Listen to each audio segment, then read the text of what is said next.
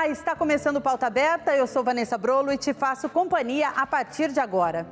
E eu começo com uma dica importante. O Banco Central emitiu um alerta após aumento no número de consultas sobre falsas mensagens relativas ao sistema de valores a receber, a ferramenta que mostra dinheiro esquecido em instituições financeiras. Você vai ver agora como se prevenir desse golpe. O sistema Valores a Receber do Banco Central ainda tem 4 bilhões e 600 milhões de reais esquecidos em instituições financeiras para serem devolvidos. A consulta aos valores esquecidos está suspensa desde abril do ano passado, sem previsão de reabertura, assim como os saques.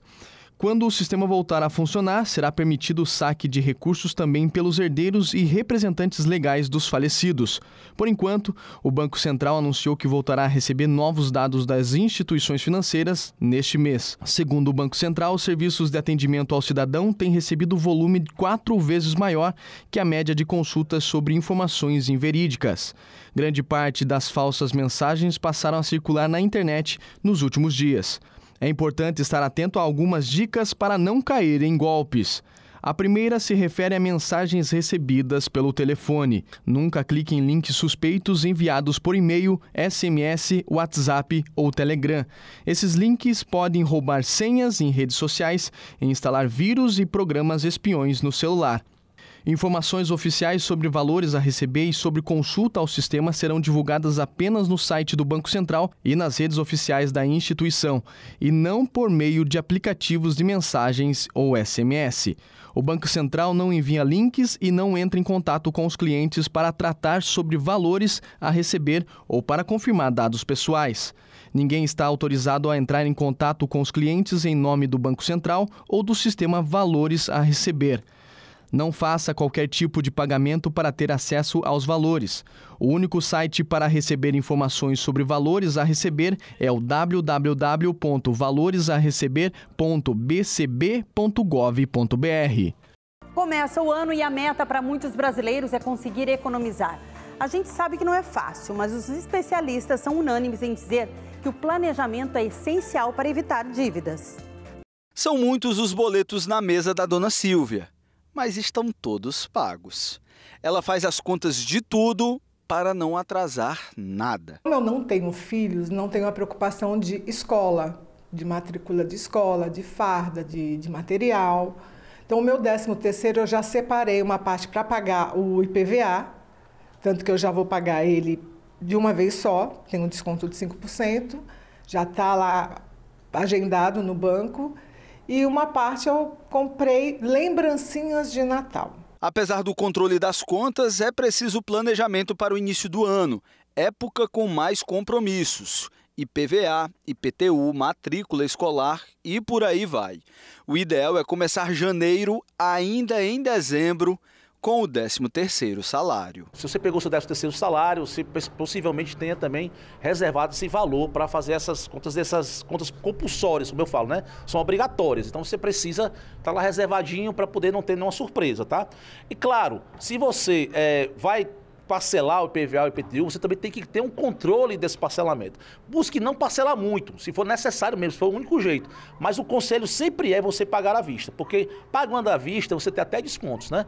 Com tantos boletos, só um bom planejamento financeiro para ajudar.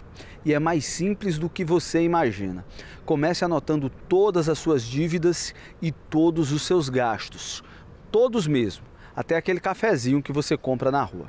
Depois, priorize os pagamentos e pague-os, mesmo que seja aos poucos. Enquanto você paga, não faça novas contas que não sejam essenciais. Dessa forma, você vai começar a equilibrar o seu orçamento, vai começar a sobrar dinheiro e a sua saúde financeira vai melhorar. Para economizar, todo mundo tem uma receita, da dona Silvia, que já está aposentada, até o Davi, que é economista.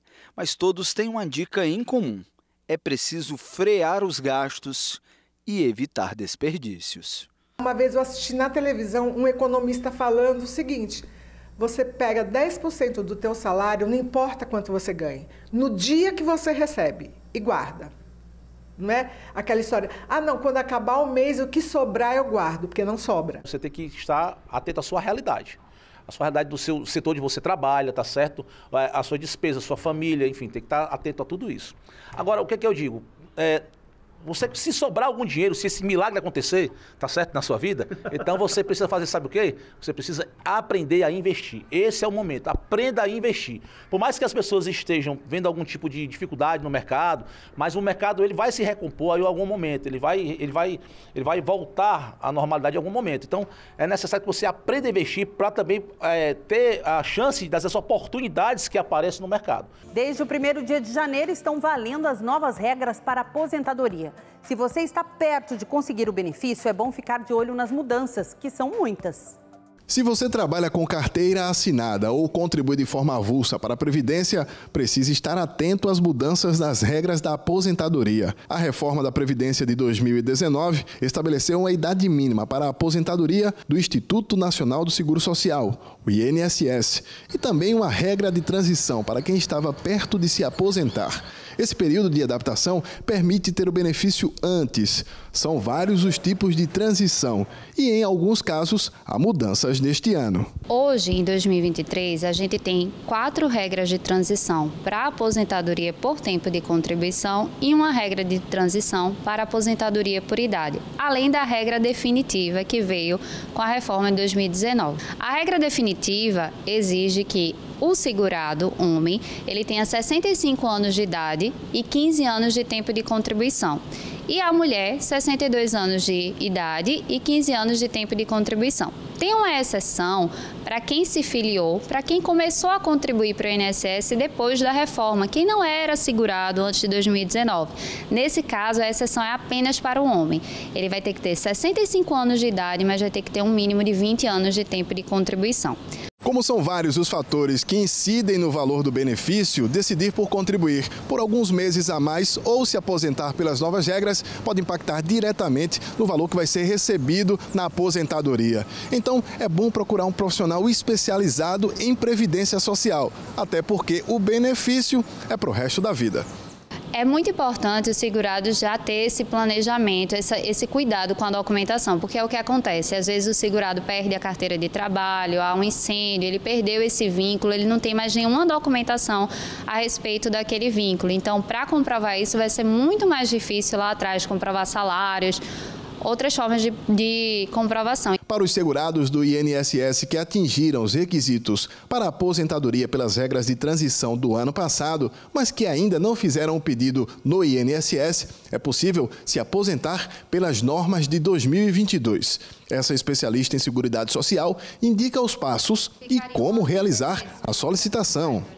Primeiro, o segurado ele tem que baixar o aplicativo do Meu INSS, que está disponível para Android, para iOS e no próprio computador também, certo? Ele tem que baixar e tem que ver lá o extrato previdenciário dele, a simulação do INSS, ele tem que ver, né, se a história de vida dele está ali no INSS, está registrada no INSS. Mas é sempre importante procurar uma ajuda profissional, porque o segurado ele tem direito à regra mais vantajosa. Às vezes ele pode ter preenchido os critérios para mais de uma regra e aí, talvez ele não saiba a diferença de cálculo, o que é que vai ser mais vantajoso para ele. Nessa época de férias é importante pensar em como proteger a nossa casa para evitar surpresas desagradáveis na volta.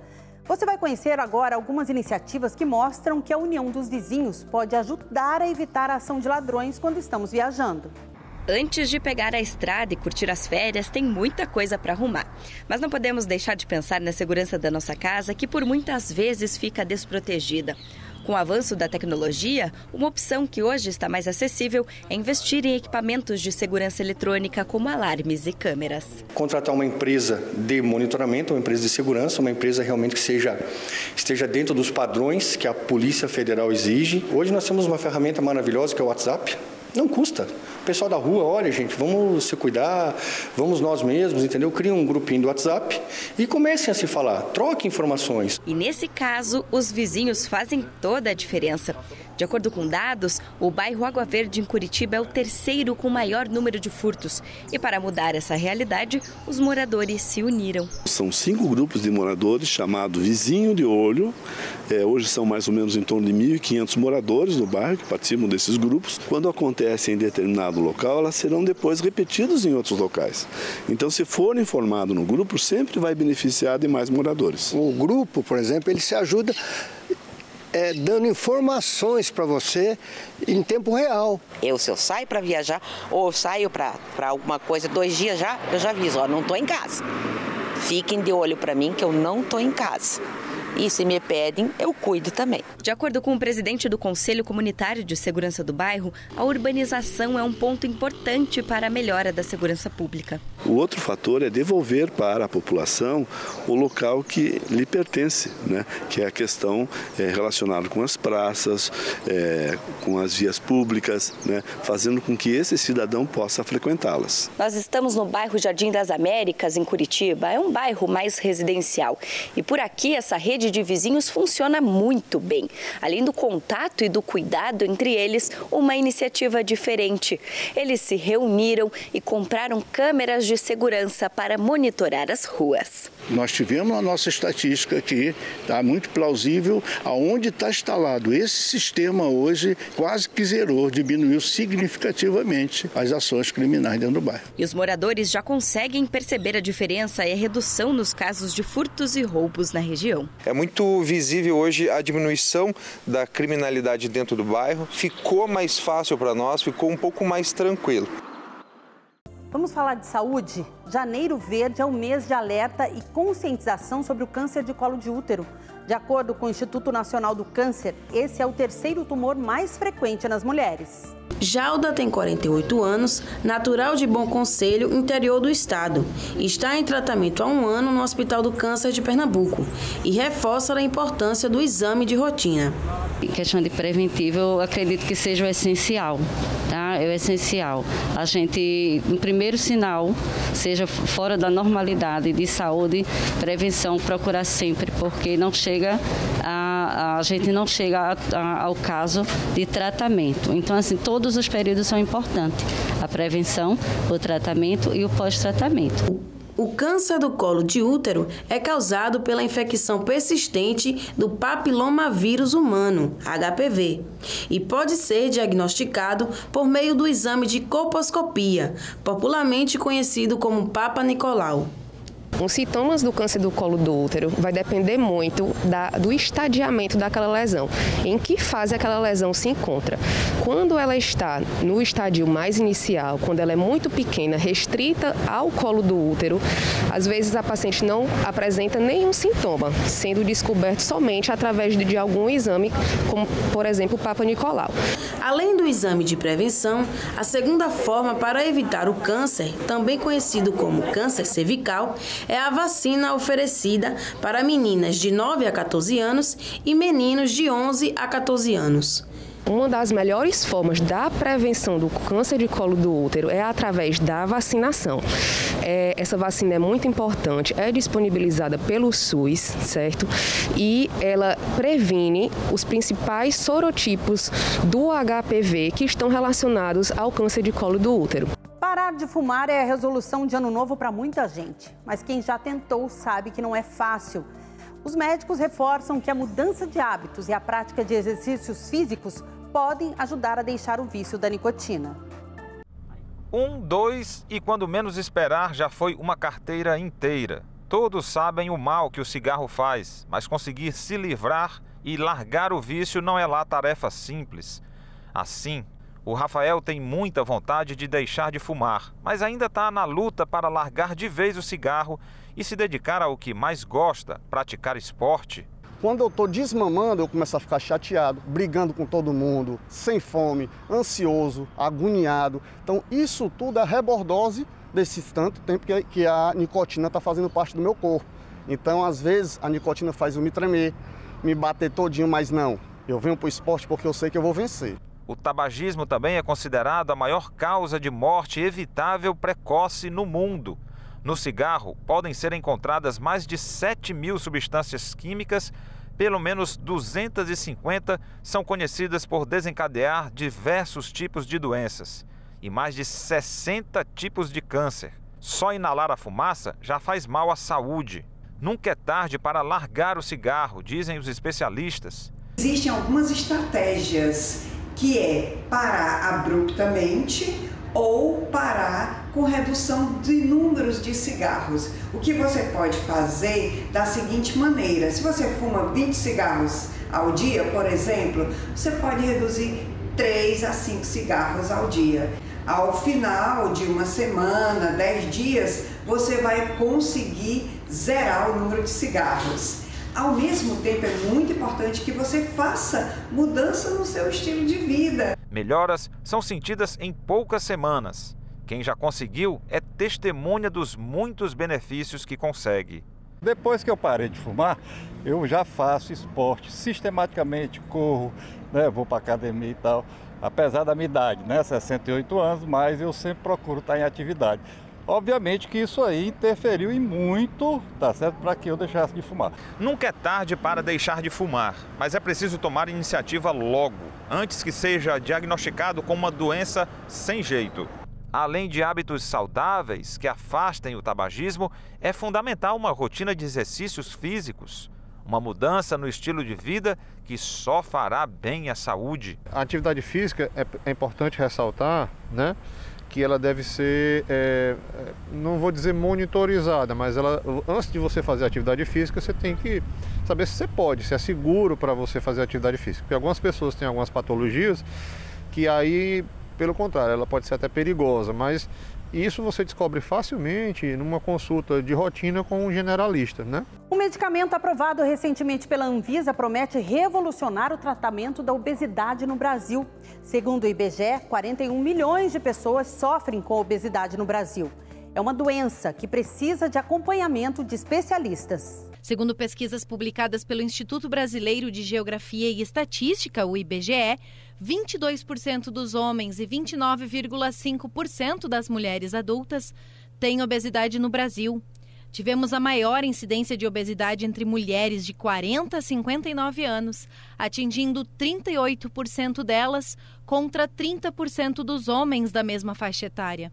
Para os adolescentes de 15 a 17 anos, o valor foi de 6,7%, com cerca de 8% para o sexo feminino e 5,4% para o masculino.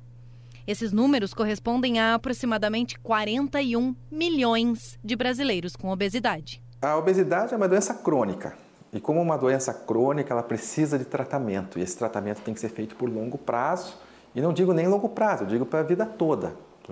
Porque se você não continua um tratamento da obesidade, você simplesmente busca uma perda de peso, essa perda de peso vai se perder ao longo do tempo. Você vai perder peso e vai voltar a ganhar peso porque você parou de tratar. A doença não se cura quando você perde alguns quilos, justamente você perde todos os quilos desejados, né? Então você tem que perder seu peso e continuar se tratando para conseguir sustentar isso ao longo dos anos. O reganho de peso é uma das possibilidades caso não seja encarado como tratamento de longa duração. As alterações no ritmo metabólico fazem com que ele fique mais lento e, a longo prazo, a tendência é que a pessoa ganhe novamente todo o peso perdido ou até mais. O tratamento da obesidade é baseado em três pilares principais, né? Que é o pilar de alimentação saudável, alimentação controlada e principalmente planejada ao longo da vida, atividade física como parte da vida,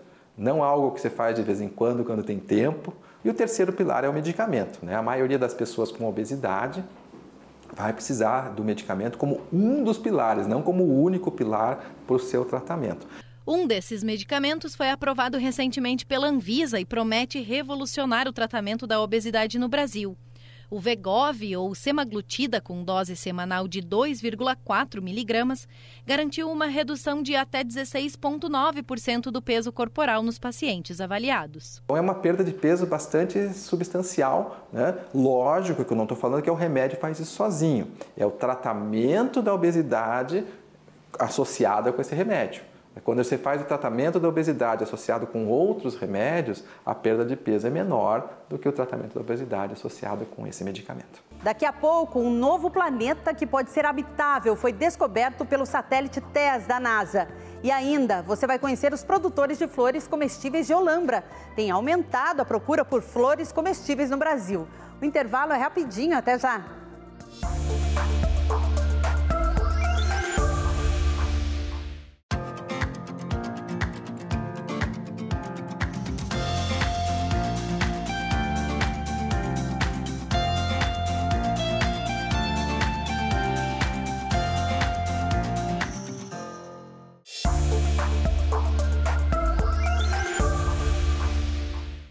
Estamos de volta com Pauta Aberta. Eu agradeço sua companhia e audiência em todo o Brasil.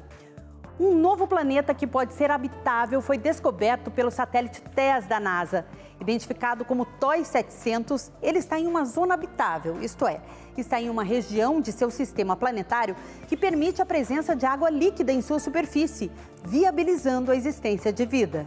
A descoberta foi apresentada esta semana na reunião da Associação Astronômica Americana em Seattle, nos Estados Unidos.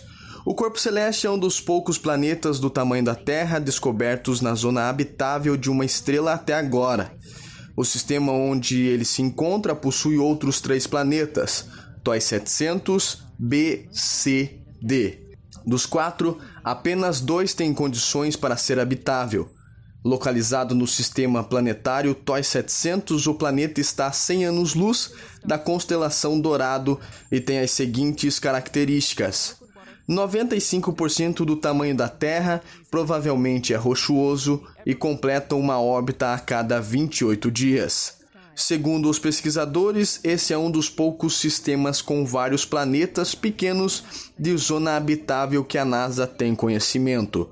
O satélite TESS, que encontrou os planetas desse sistema, foi projetado e lançado especificamente para encontrar corpos celestes do tamanho da Terra orbitando estrelas próximas. O Programa Europeu sobre Mudanças Climáticas, Copérnicos, anunciou que os anos entre 2015 e 2022 foram os mais quentes já registrados no mundo, todos com temperaturas pelo menos 1 grau acima da média pré-industrial. O mundo nunca esteve tão quente. O Programa Europeu sobre Mudança Climática, Copérnicos, anunciou que os anos entre 2015 e 2022 foram os de mais calor já registrados. Todo esse período teve temperaturas de pelo menos 1 grau Celsius acima da média pré-industrial. Esses anos testemunharam secas ou inundações excepcionais e um aumento na concentração de gases de efeito estufa na atmosfera. De acordo com a análise do Copérnicos, 2022 em particular foi o ano mais quente de que se tem registro, com uma média de 1,2 graus Celsius. A América Latina e o Caribe ficaram relativamente fora desses registros por causa de um ciclo basicamente dominado pelo Laninha no Oceano Pacífico, que gera algum resfriamento. O fenômeno também desencadeou temperaturas mais baixas do que o normal e chuvas fortes no leste da Austrália. Mas na Europa, a situação foi diferente e 2022, em particular, foi o segundo ano mais quente do velho continente. Os meses de verão bateram recordes na Grã-Bretanha, enquanto França, Portugal e Espanha sofreram severas secas. Globalmente, o Paquistão sofreu inundações recordes, a China passou por fortes ondas de calor e a Nigéria enfrentou dilúvios. Na Antártida, a extensão do gelo no mar atingiu ou ficou bem próxima do recorde mínimo. Em fevereiro passado, foi registrada a menor extensão de gelo em 44 anos de observação por satélite. O Copérnicos ressaltou que os eventos climáticos extremos demonstram que o mundo já sofre as consequências devastadoras do aquecimento do planeta. Para o Programa Europeu sobre Mudança Climática, os dados demonstram claramente que, para evitar as piores consequências, a sociedade terá que reduzir urgentemente as emissões de CO2 e se adaptar rapidamente às mudanças climáticas. Nossa equipe foi até o município de Terra Rica para conhecer uma área de agrofloresta. É um sistema de cultivo que preserva a vegetação nativa e integra diferentes culturas em um mesmo espaço. Esse pedacinho de floresta é o quintal do seu Cedeni. A propriedade fica no município de Terra Rica, na região noroeste do Paraná. E é, na verdade, uma agrofloresta. Eu sempre fui apegado às coisas da natureza. Sempre onde eu viajo, eu gosto de trazer semente, trazer muda, olhar, trazer coisas. Sempre gosto de plantar por perto de mim. E depois que eu descobri que existia sistema de agrofloresta, eu tentei estratificar. Queria viver de floresta, mas não sabia como implantar, né? Assim, agora eu já estou melhorando os sistemas e já estou tendo renda deles. Diferente da monocultura, quando é feita a substituição da cobertura vegetal original por uma cultura única, no sistema de agrofloresta é feita a integração dos cultivos. É um sistema regenerativo. Então você consegue implantar floresta, plantar árvore, né? Plantar floresta e consegue inserir dentro desta floresta as culturas que são agronômicas, que têm finalidade a comércio, né? Que tem interesse do produtor para fazer renda. Aqui ele já chegou a ter mais de 200 espécies de plantas nativas e exóticas. Hoje são cerca de 150, entre medicinais e madeiras nobres, e uma grande variedade de frutíferas, desde as mais comuns na região, como manga, jaca, abacate, jabuticaba, e também nativas de outras regiões do Brasil, como sapota branca, cacau e bacupari. Na mesma área, também é possível fazer o cultivo de legumes e hortaliças. Além disso, seu CDNI inseriu no espaço as abelhas sem ferrão. Ao todo, são 8 espécies que têm a missão de fazer a polinização. O agricultor conhece cada pedacinho dessa área e, desde que decidiu apostar neste sistema, buscou conhecer e entender a forma correta de fazer o manejo. Foi plantado mogno, fruta, palmeira, fruta, madeira, fruta, palmeira, fruta, e assim por diante. Nessa rua, 5 metros para cima, foi plantado jaca, abacate e manga, num espaçamento de 12 metros, onde vai ser plantado o extrato baixo, que seria o café, o cacau, alguma outras coisas. E agora eu fiz uma poda, plantei o feijão andu, plantei abóbora. Toda essa área de floresta começou a ser cultivada há 20 anos. Cada árvore aqui foi plantada pelo seu CDNI.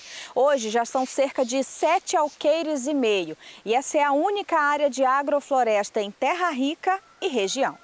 Uma das principais vantagens dessa forma de cultivo é a proteção do solo, que se torna naturalmente rico e nutritivo, sem depender de adubos e químicos ou irrigação.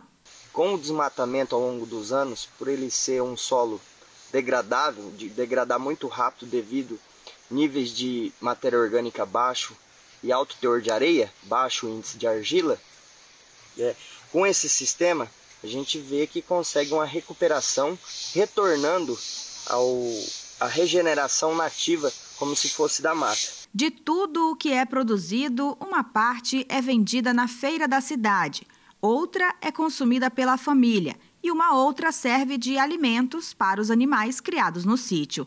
É o pedaço de terra que gera o sustento da família, mas é também o paraíso particular do agricultor, que é um exemplo de que ainda é possível produzir em harmonia com a natureza. Aqui é muito prazeroso, eu até sempre gostei de viver em lugar que tenha bastante árvore. Como chegamos aqui não tinha árvore, a tendência foi já preparar um ambiente para futuramente, vai envelhecendo, diminuir os serviços e viver no meio de uma floresta, colher frutos.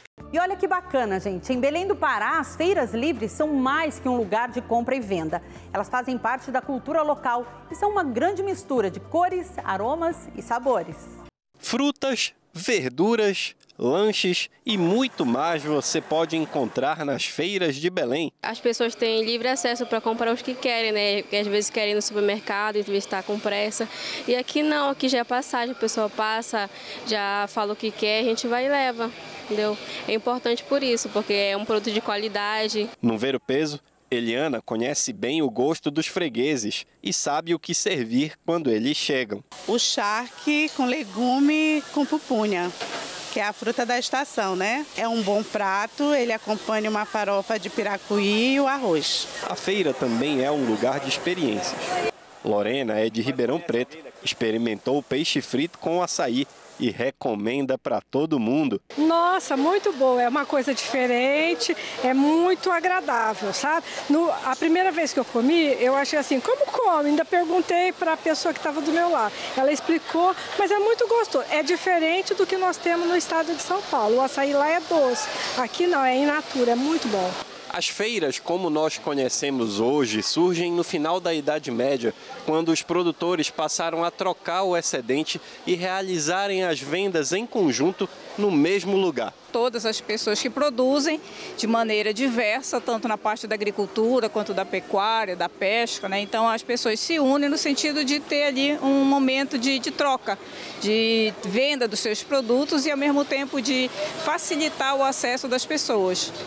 A variedade de alimentos, cores, sons, cheiros faz com que o mercado a céu aberto seja muito mais do que um ponto de compra e venda, mas de confraternização entre feirantes e clientes. É um momento de encontro, é um momento de lazer, de troca de afetos. Então, há um colorido diferenciado por conta dessa alegria, dos sons, dos aromas. Então, as pessoas se sentem muito à vontade, felizes de vir à feira. Uma fruta exótica, suculenta e linda. Essa é a pitaia, que vem ganhando espaço no agronegócio na Amazônia. Você vai ver agora como é linda essa fruta na época da florada. Nativa da América Central e do México, a pitaia se adaptou muito bem no Amazonas, em especial na capital. Hoje, grande parte dos supermercados são abastecidos com o fruto por produtores locais, como Kleber Medeiros, pioneiro no cultivo do fruto no estado. Então você vê uma planta dessa que produz fruta, produz mel, e do talo dela, do galho, você consegue produzir alimento animal, e para a agricultura familiar é um círculo fechado, né, onde ele consegue ter uma grande produção e valor agregado também no produto. E a gente começou assim, 50, depois 200, 300 e hoje são 110 mil. A pitaia produz uma das flores mais bonitas. Sua florada acontece à noite e tem duração de 8 a 12 horas. Essa aqui é a maior florada de pitaia da região norte. Quando abertas, as flores exalam um perfume para atrair agentes polinizadores. Aqui, as pitaias são autoférteis, ou seja, não necessitam de polinização artificial para aumentar a produtividade e ainda recebem uma força extra de polinizadores naturais, como as abelhas apis. O negócio deu tão certo que a produtividade de Kleber já atinge a marca de 150 toneladas por ano. O que prova que a pitaia é uma alternativa econômica não só para o agronegócio, mas também para a agricultura familiar. Nós pretendemos tornar Manaus na capital nacional da pitaia. Por quê? Porque o clima é propício, o solo é propício, nós temos o sol o ano inteiro que nos capacita a produzir pitaia o ano inteiro, enquanto outros estados do Brasil só produzem durante 6 meses por causa do inverno. E por falar em flores, sabe aquele prato que você primeiro come com os olhos? É o caso dos pratos feitos com flores. As flores comestíveis estão caindo no gosto do paladar brasileiro e boa parte delas é produzida em Olambra, interior de São Paulo. Delicadas, elas são de diferentes cores, formatos, aromas e sabores que vão desde um leve amargor ao azedo e adocicado. Uma tendência que sai dos canteiros direto para as mãos dos chefes que decoram os mais variados pratos. Um estudo feito por uma engenheira agrônoma da Exalc USP de Piracicaba mapeou o atual mercado brasileiro de flores comestíveis. A pesquisa foi aplicada pelas redes sociais em 2021 e 604 pessoas participaram respondendo a um formulário e identificou que existem 90 produtores em todo o Brasil e quem é o público que consome as plantas comestíveis não convencionais. São pessoas que têm um maior poder aquisitivo e que também têm uma maior noção da questão de saúde. Então, elas se preocupam com o bem-estar e como que elas vão estar daqui a alguns anos. Essa necessidade de trazer diferentes compostos nutricionais para o nosso organismo. Então, são pessoas que buscam por essa maior saúde, né? um maior bem-estar. Ainda segundo a pesquisadora, o mercado tem crescido muito devido à divulgação feita por culinaristas. E isso faz com que o público fique curioso para saber um pouco mais sobre essas flores. Elas possuem compostos nutricionais benéficos para o nosso organismo. Então, elas são fontes de antioxidantes, antocianinas, vitaminas A, B, C, são precursores de diferentes compostos que são benéficos para o nosso organismo. A Jéssica é produtora e há um ano ela, que antes trabalhava com plantas ornamentais, entrou para o mercado das flores comestíveis. Hoje ela produz 16 tipos: verbena, penta, mini cravo, torênia, tagete, amor perfeito, brinco de princesa, calêndula, flor de mel, cravina, gerânio, perpétua, borboleteira azul, dália, capuchinha e rosa, que são distribuídas para 60 restaurantes e bufês de 16 cidades do estado de São Paulo, Rio de Janeiro, Paraná e Minas Gerais. Semanalmente, saem 300 caixas como essas, com um mix de 25 a 30 flores comestíveis. A produção é como uma produção de uma planta, de uma flor ornamental, mas o diferencial dessa planta da flor comestível é o manejo, né? A gente tem que fazer um manejo agroecológico, um manejo orgânico, né? Não pode ter nenhum defensivo químico. Então, acho que o desafio está nisso, na produção, nos cuidados com pragas e doenças de forma biológica, de forma natural. E as 16 espécies nessa estufa aqui em Olambra florescem durante todo o ano. E os cuidados com essas flores são simples: adubação, irrigação, poda e colheita. Cada espécie tem um tempo para florescer, uma época do ano, né? Então não é sempre que vamos encontrar, por exemplo, o amor perfeito é uma planta que gosta mais do frio, então no calor é mais difícil de conseguir. E então cada espécie tem seu tempo, cada espécie tem seu cuidado diferente. Nesse restaurante em Araras, em 10 dos 40 pratos do cardápio são usadas as flores comestíveis, entre saladas, sanduíches e sobremesas. Essa entrada que leva alface americana, beterraba, tomate, tofu, goiaba e, claro, capuchinha é o prato que mais caiu no gosto dos clientes. Desde quando começamos, está colocando a flor tanto nos pratos que podem ser comidos ou comer junto ou colocar como decorativo. Como que é a aceitação dos clientes? Acham lindo, porque chama atenção, né, visualmente. Então tem essa pegada forte do visual, do colorido, a flor é muito bonita. E é um carinho também, né? Eles acham lindo, se sentem acolhidos.